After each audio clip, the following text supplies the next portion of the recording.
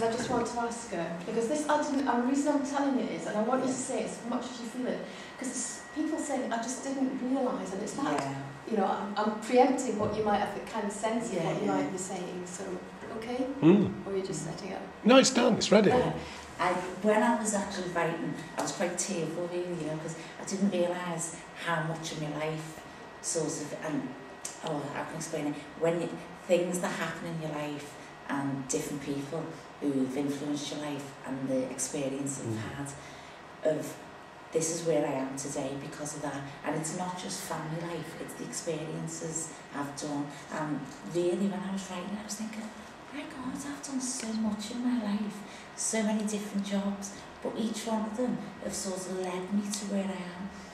It was never, I never left school like some girls to just go into childcare. I've done so many different jobs. I worked away, but bit by bit, I just ended up in the childcare. But all the other experience, and I thought, why have I got my own nursery? I'm no better or no cleverer than somebody else. That girls who work for me, I never achieved much in school, basically because I didn't really need to. But because when I haven't voted, but my dad always used to say to me, because I think he was getting tired, when you leave school, I'll give you the same amount of money someone else gets in work, and you can just do the tea for me. And which is not fair because he had a really high importance on education. But with me, he just wanted me to see the world and have a good time. He never really put education to me. He just, and really, what all of that's made me, because I did see the world, but I also got an education as well. But all the different things and the people I met and the different jobs I had give me the experience and the confidence to open my own business. So you don't realise this, and you don't realise the impact it has on your values till you start writing about it? Till you start writing about it, and then... And once you start writing, you realise what influences my you. standards in the nursery, the things that are really, I get angry over, or is because of different things and experience that have happened in my life. And I think the way I am with my staff as well, I get really frustrated with them when they just come in and do a job. I love the girls who've got a passion, and with the ones who've got a passion, I'm always trying to say to them, you don't have to, I don't want you here in 10 years' time.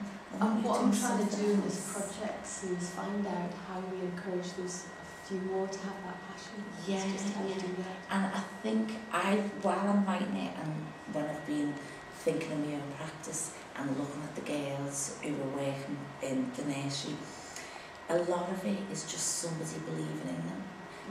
And somebody, instead of them just coming in every day, childcare is the hardest thing ever. Every day, 8 hours a day, 10 hours a day, with children, you can't switch off because you're there all the time. It's not like a parent where you can sit and have a cup of coffee, put the telly on, put the children in front of the telly.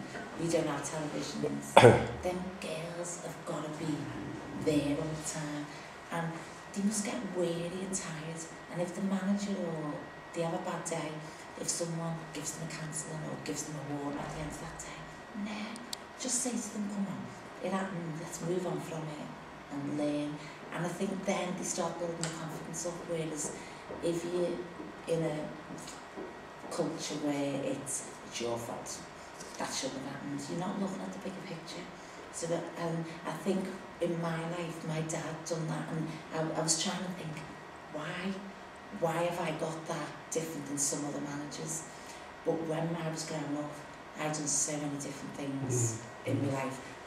I was 12 years of age with £100 in my pocket, going to buy the Christmas clothes for all my brothers and sisters, messing around with my friends and lost the money. All the way home on the bus. This is just one thing, all the way home on the bus. I was going like, £100 when I was 12 was a lot of money. And it was like, I was getting my friend to pinch me so I could cry before I see my dad. So he'd feel sorry for me and we were giggling away messy. And then as soon as I got in front of my dad, I started crying because I don't think of things until it's right on. I don't panic about things until I'm straight, it's right in my face.